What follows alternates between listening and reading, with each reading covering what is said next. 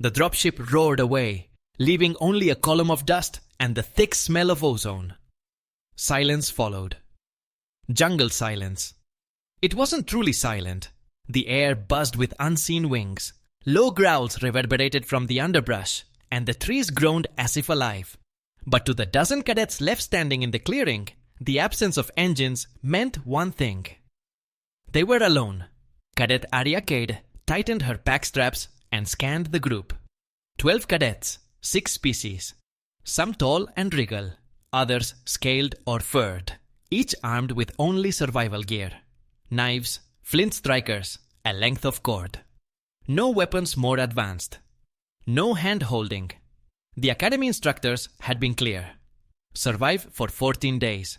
Work as a unit. Prove yourselves. Already, one of the cadets was gagging on the thick air. The jungle of Trex Delta 4 was humid, wet heat pressing against skin and scales alike. The canopy swallowed the sky, green light filtering down in sickly hues. "Form perimeter," barked Eric Stahl, stepping forward with mandibles clicking.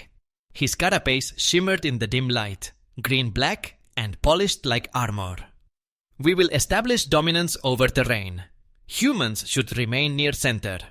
They are fragile." Arya raised one eyebrow. "Funny. Fragile's not the word I'd use for being dropped in a jungle that wants to eat you alive." Several aliens shifted uncomfortably. A short, feathered one, Zaira of the Kailari, tilted her head, bright eyes flicking between Arya and Eric's. "We must forage," Zaira suggested. "The instructors would not abandon us without edible sustenance nearby." An hour later, the theory proved false. The cadets had spread out, plucking broad leaves, berries, and roots. One by one, they retched, some collapsing with the stomach cramps. By nightfall, 3 were doubled over, greenish mucus drooling from their jaws. "The flora here is incompatible with our digestion," groaned Aya. Alvek, a scaled warrior who normally seemed unshakable. His gills flared weakly. "Poison to all of us."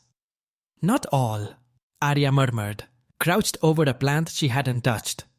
She hadn't eaten anything yet, and hunger gnawed at her belly. But rushing had killed them already. Humans had learned the hard way. Earth's wild had always punished carelessness. She broke off a stem, rubbed it on her wrist, waited. No reaction. Touched it to her tongue, waited. Bitter, but no swelling. She spat it out anyway. Not worth risking blindness or worse. "You test it like prey animal," Eric sneered, looming behind her. His mandibles clacked in derision. "Slow. Primitive. We require analysis, not superstition." "Tell that to the ones puking their guts out." She shot back without turning. The Zrillan hissed, but said nothing.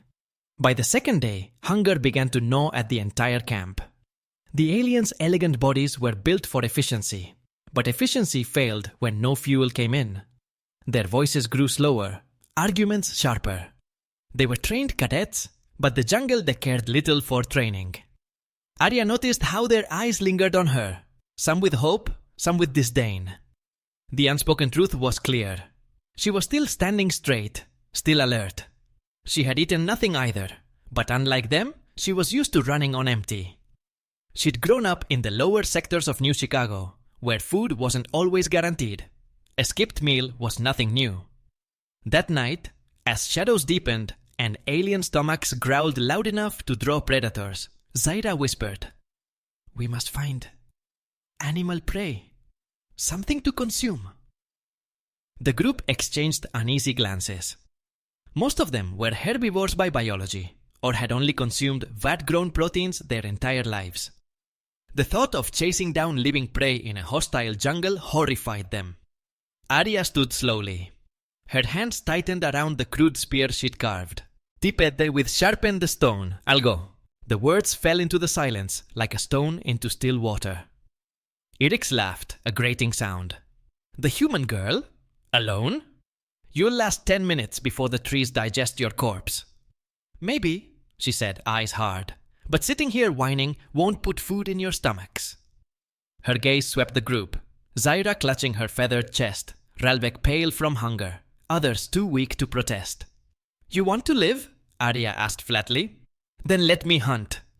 No one stopped her as she stepped into the trees, the jungle swallowing her whole. The jungle was alive with whispers. Leaves shifted though no wind touched them. Distant cries echoed, half animal, half something stranger. Arya moved cautiously, each foot placed with care on the damp earth. Her stone-tipped spear felt crude, but her grip was steady. On Earth, she'd learned from her grandfather how to stalk white-tailed deer through forests. Different planet, different prey. But silence and patience were universal. Behind her, back at camp, the alien cadets were huddled in a shrinking circle. She pictured their gaunt faces, mandibles twitching, wings drooping, scales dulled. Hunger gnawed at them like termites in a beam. 3 days without food, and their strength was already failing. If she came back empty-handed, morale would shatter completely. Back at camp, Zaira knelt beside Ralvek, fanning his face with her feathered arms. He was sweating despite his cold-blooded biology, his gills fluttering weakly. "We can't keep waiting," Zaira murmured. Irix paced, his mandibles clicking in agitation. "The human will not return. She seeks glory or death. Either way, she abandons us." "You mock, yet you offer no solution," Zaira snapped in, surprising herself with the sharpness of her tone. She glanced at the jungle's edge, where Arya had disappeared hours before. "At least she tries." The silence that followed was heavy, broken only by stomachs growling in chorus. Arya crouched low, brushing mud across her arms and face to mask her scent. Her sharp eyes traced claw marks on a tree trunk. Fresh. Something large they had passed through. A guttural roar split the air. She froze, heart hammering. Through the dense foliage, she glimpsed it. A 6-legged beast, lean but muscular, with glistening fangs and skin patterned like shifting leaves. It sniffed the ground, tail swishing like a whip. "Great," she whispered. "Jungle jaguar from hell." She studied it. Too large. To kill head-on. But its smaller tracks, lighter, clustered, suggested young nearby. Juveniles might be catchable. Dangerous, yes, but hunger was more dangerous. She set a snare with braided cord, anchoring it between roots. Then she waited, crouched in shadows. Time dragged, sweat rolling down her back, insects biting exposed skin. Hours slipped by until her eyelids drooped. A rustle. A smaller shape emerged, half the size of the predator, with stubby horns and the same leaf-pattern hide. It sniffed curiously, stepped into the snare. The cord snapped tight. The creature shrieked. Arya lunged, driving her spear down.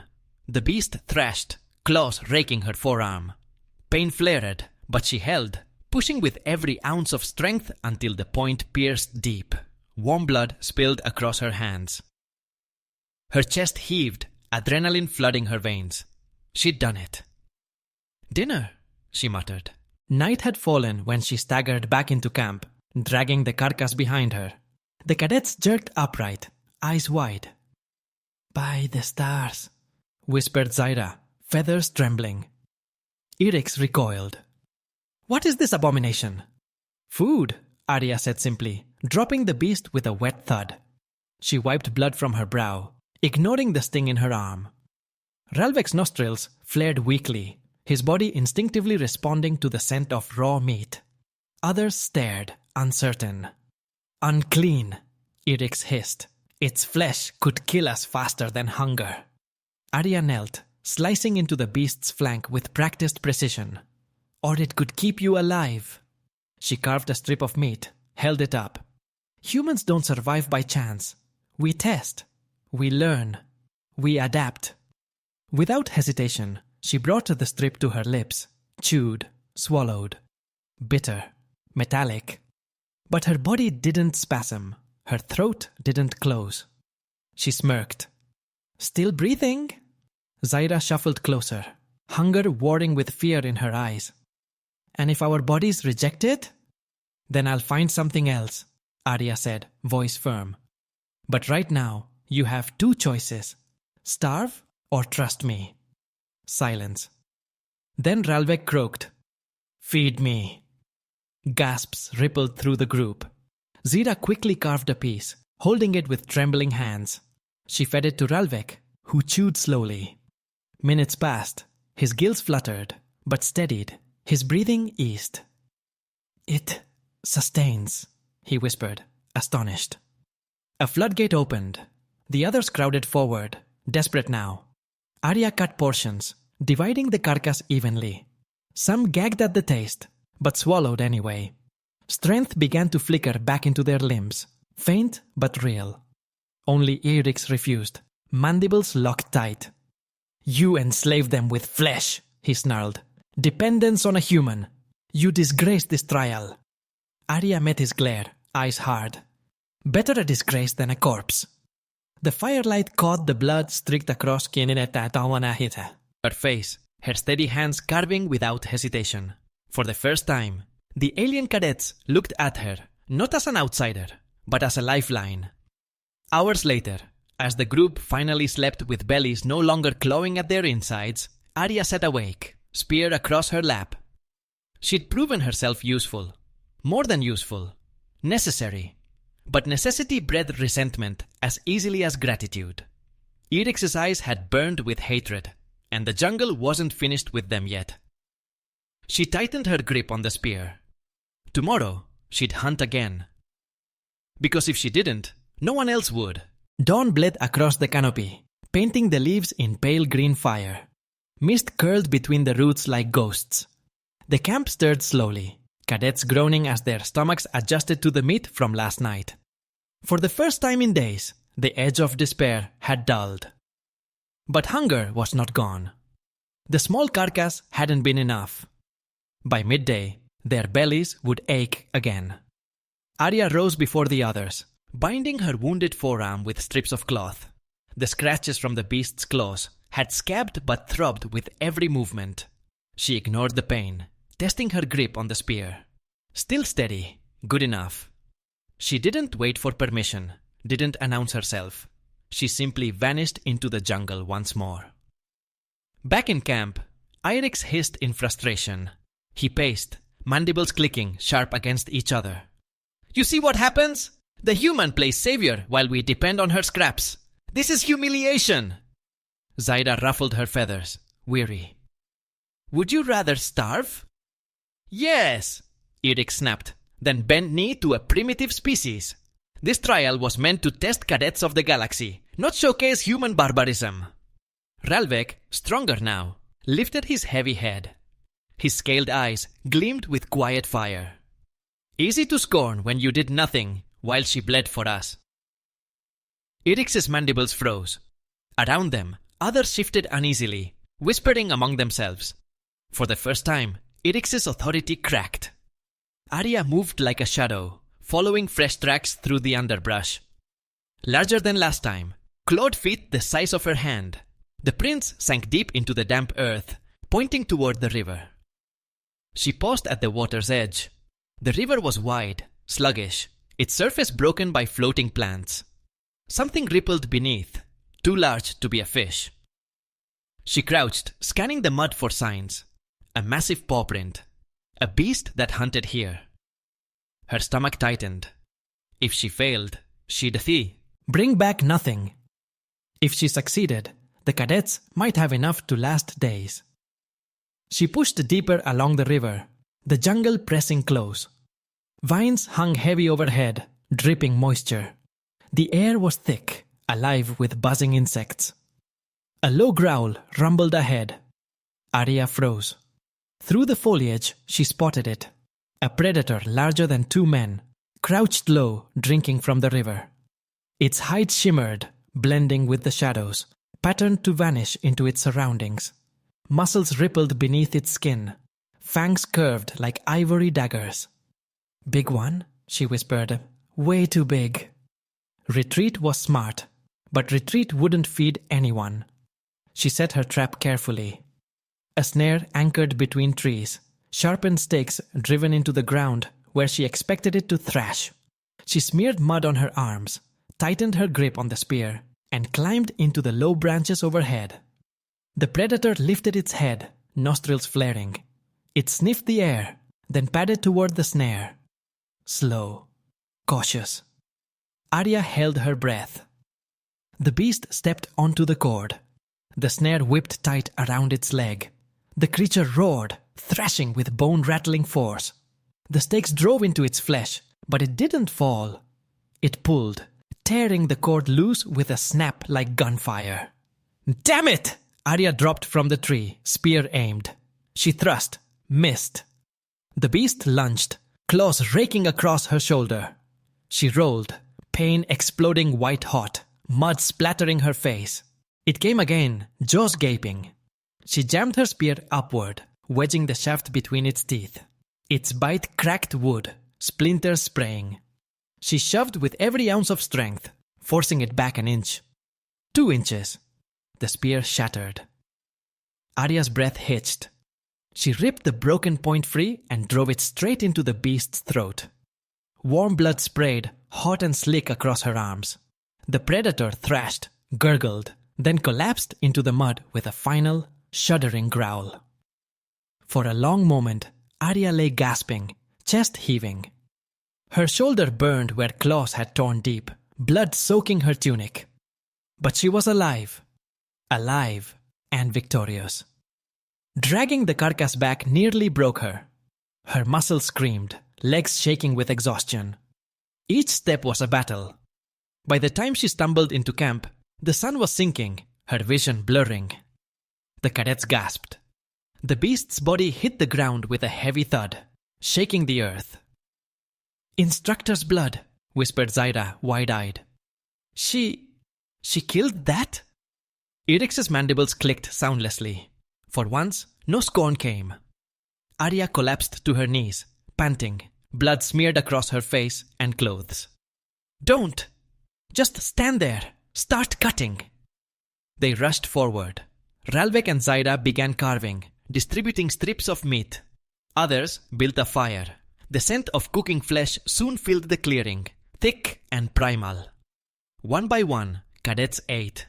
This time, there was no hesitation, only desperate gratitude. Strength flowed back into their limbs. Voices grew louder. Irix stood apart, glaring, but even his eyes lingered on the food. Later, as the fire crackled and the cadets whispered thanks in their own languages, Arya sat apart, binding her shoulder wound with strips of cloth. Pain throbbed, but she kept her face impassive. Zaira approached cautiously, feathered head tilting. "You risked your life again. Alone." Arya shrugged. "Somebody." "I had to." "You could have died."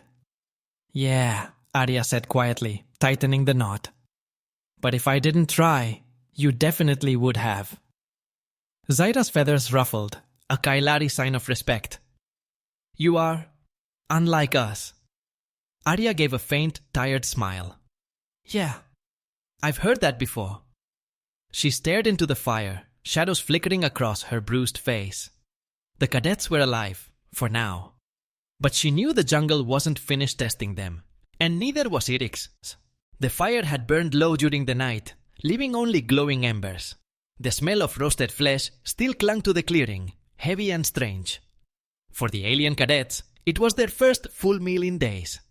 They had eaten until their stomachs ached, collapsing into exhausted, dreamless sleep. All except Arya. She sat awake, back against the tree, one hand pressed to her bandaged shoulder. The wound pulsed with heat, infection threatening to bloom. Every muscle screamed from hauling the beast back to camp, but her eyes stayed sharp. Predators prowled the jungle, and she doubted the fire would deter them for long. At dawn, the cadets stirred. Murmurs filled the clearing, lighter, more hopeful. Zaira stretched her feathered arms, eyes bright again. Ralvek's scales glistened, his gills working with strength. Even the smallest of their group, a soft-skinned Erilan, managed to stand without swaying. Arya studied them quietly. They had energy now. Enough to fight. Enough to survive. But as the group grew stronger, so did the tension. Look at them, Irix spat, mandibles twitching. Carnivores now, feasting like savages. Is this what we've been reduced to? Dependence on a human's butchery? Arya didn't look up from sharpening her broken spear point against a rock. It's called survival. You might try it sometime. Laughter rippled through a few cadets, not mocking, but genuine. For the first time, they sounded alive. Irix's eyes flared with rage. She poisons you! Each bite of flesh taints your bodies. You think you grow stronger, but she is killing you slowly. Zyra rose, feathers bristling. If she wanted us dead, Irix, we'd already be corpses in the vines. You ate nothing. You contributed nothing. Yet you accuse her? The insectoid cadet hissed, but the others murmured in agreement with Zyra. The balance of the group had shifted, and Irix knew it. His authority was SCI-FI, aping. Arya only smirked, though her shoulder burned and her hands shook with exhaustion. Let him rage, she thought. As long as they keep eating, they'll live. By midday, the cadets were restless. Hunger gnawed again, the massive predator's body nearly stripped in. Arya stood, wiping her blade on her trousers. I'll need to hunt again, she said. Not alone. It was Ralbek who spoke, his deep voice steady. The others nodded, some timidly, some with resolve. Arya raised an eyebrow. What changed? You nearly died for us twice, Ralbek said. We cannot let you bleed again while we cower. Zyra stepped forward too. Teach us. Show us how you find prey. For a moment, Arya hesitated.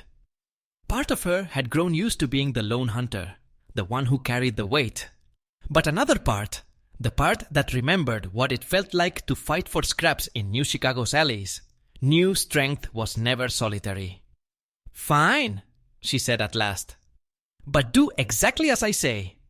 Out here, one mistake gets you killed. The hunt was clumsy at first. The aliens weren't built for stealth. Some stumbled through vines. Others chirped nervously. Arya corrected them in sharp whispers. Step where I step. Stay low. Blend with the shadows. Don't chase. Wait. Let the jungle come to you. She showed Zyra how to set a snare. Guided Ralbek's massive hands in carving a spear point. Hushed the Erilan when his panic grew too loud. Slowly, they began to move more like hunters than prey. Hours later, they cornered a horned herbivore near a ravine. It kicked and bellowed, but together they brought it down. Arya driving her spear while Ralbek pinned it, Zyra slashing at its throat. Blood sprayed across leaves, hot and bright. The cadets froze, shocked by their own violence. Their kind were not hunters. They were scholars, soldiers, navigators, but not killers. Arya's voice cut through their hesitation. Don't look away. This is what survival costs. One by one, they nodded. When they returned to camp, dragging the carcass, the mood was different. Not desperation, not dependence. Pride. They roasted the meat together, distributing portions evenly, laughter rising over the fire. For the first time since the trial began, they felt like a unit. All except Irix. He stood apart, seething. His mandibles clicked in fury as he watched Zyra share food with Arya. Ralbek bowed his head in thanks. She corrupts you, Irix muttered. No one listened. Later, as the cadets ate, Irix approached Arya, eyes glinting. Do you think this makes you their leader? That they will follow a human? Arya met his stare, unflinching. Doesn't matter what I think. They're alive. That's enough. You shame us all, Irix hissed. And when they realize what you've done to them, they will turn on you. Arya leaned closer, voice low and calm. If keeping them alive is shame, I'll wear it. She turned back to the fire, dismissing him. Irix's mandibles quivered with rage. That night, the cadets slept with full bellies, their breathing steady. Arya kept watch, her wounded shoulder throbbing, eyes on the tree line. The jungle was never silent. Creatures stalked in shadows. Vines creaked over. Itagina. Insects hummed. But something else pricked at her instincts. Attention. a weight in the air. She shifted her grip on her spear. Because it wasn't just predators she had to guard against. It was the hatred burning in Irix's eyes. The clearing stank of blood and smoke. Cadet Mira Santos stood in the mud, chest heaving, her blade slick in one hand, her rifle in the other. Around her, the alien cadets were scattered, bruised, trembling, but alive. Behind them lay the carcass of the jungle's predator that had stalked them for days, a beast large enough to snap a Cheshire in half, armored in scales like stone. It hadn't won. The final strike had been Mira's, driving her blade deep beneath its jaw while her companions distracted it with fire and sound. For the first time since landing, they had fought as one, but the battle had cost them. Tylvek's wings hung in tatters. Yeren's coils were bloodied from shrapnel bark. The Cheshire twins had nearly collapsed from exhaustion. And yet, as Mira looked at them, all of them staring at her with a mixture of awe and disbelief, she realized something had shifted. They weren't just surviving anymore. They were following. By the time night fell, the fire burned brighter than ever. The cadets huddled close, roasting what remained of the beast. Its flesh crackled, sending oily smoke into the canopy. For once, no one argued about edibility. No one doubted Mira's judgment. They ate in silence, strength returning to their limbs with each bite. Finally, Tylvek broke the quiet. His mandibles clicked as he swallowed. If not for you, we would all be dead. Mira shook her head. Not true. You fought too. All of you. Yeren's serpentine eyes gleamed in the firelight. We fought because you showed us how. The Academy drills us in tactics, theories, simulations. None of that kept us alive here. Only you. The Cheshire twins murmured agreement, their voices soft but steady. Human instincts. Human stubbornness. That is what saved us. Mira leaned back against the tree, closing her tired eyes. Their words warmed her more than the fire, but she didn't smile. She remembered the terror in their faces when the beast charged. She remembered how close it had come to ending them. She knew the truth. Instinct alone wasn't enough. It was the choice to act, again and again, when fear told you to stop. That was what being human meant. At dawn, the recall beacon finally triggered. A shaft of light cut through the canopy, humming with the unmistakable energy signature of an Academy retrieval drone. The cadets shielded their eyes as the craft descended, its sleek hull gleaming. Relief rippled through the group. They rose unsteadily, some cheering, some too weak to speak. Mira only watched, her expression unreadable. When the hatch opened, a stern officer in Academy black stepped out, eyes scanning the survivors. He paused when he saw the carcass of the predator still smoldering in the clearing. Then his gaze shifted to Mira, the only one standing straight, blade still in her hand, eyes steady despite the exhaustion. The officer's brow furrowed. Report. Tylvek stepped forward, wings trembling, and pointed at Mira. She fed us. She led us. Without her, none of us would be here. Yeren hissed in agreement. Mark our words in the record. The human cadet kept us alive. The officer studied Mira for a long moment. And you, Cadet Santos? What do you say? Mira hesitated, then spoke simply. We survived. Together. Hours later, back aboard the Academy transport, the cadets were finally safe.